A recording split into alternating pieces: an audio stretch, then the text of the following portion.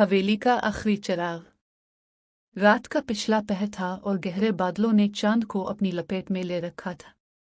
दानियाल, जो एक मुहिम जो फोटोग्राफर था, शहर से दूर पहाड़ों के बीच वाक़े इस पुरानी हवेली के सामने खड़ा था।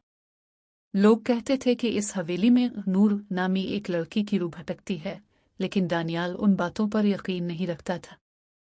हवेली के भारी लकड़ी के दरवाजे को जैसे ही इसने धकेला, एक अजीब सी खुशबू, चंबेली और पुरानी किताबों की मिली जली खुशबू ने इसका इस्तकबाल किया। हाल के वस्त में एक पुरानी तस्वीर लगी थी, जिसमें एक खूबसूरत लड़की की आंखें इतनी गहरी थी कि दानियाल को लगा वो इसे देख रही है। अचानक ऊपर की मंजिल से किसी के चलने की आहट आए। दानियाल सीढ़ियां चढ़कर ऊपर पहुंचा तो एक कमरे का दरवाजा खुद ब खुद खुल गया। वहां एक लड़की बैठी थी, जिसने सफेद लिबास पहना हुआ था और वो एक शमा जला रही थी। तुम यहाँ क्यों आए हो?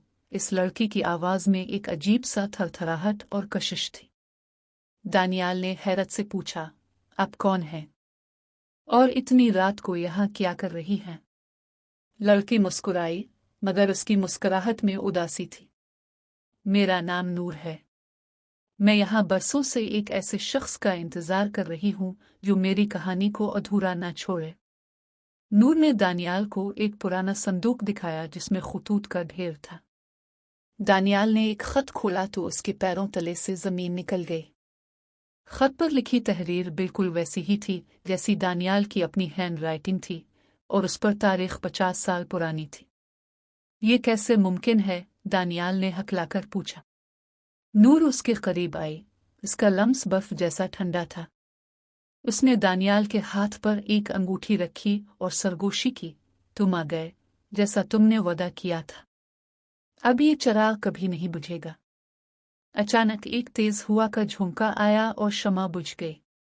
जब दानियाल ने मोबाइल की टॉर्च जलाई तो कमरा खाली था। ना वहां नूर थी और ना ही वो संदूक। लेकिन दानियाल के हाथ में वही पुरानी अंगूठी अब भी चमक रही थी, जिस पर उसका अपना नाम कंदा था।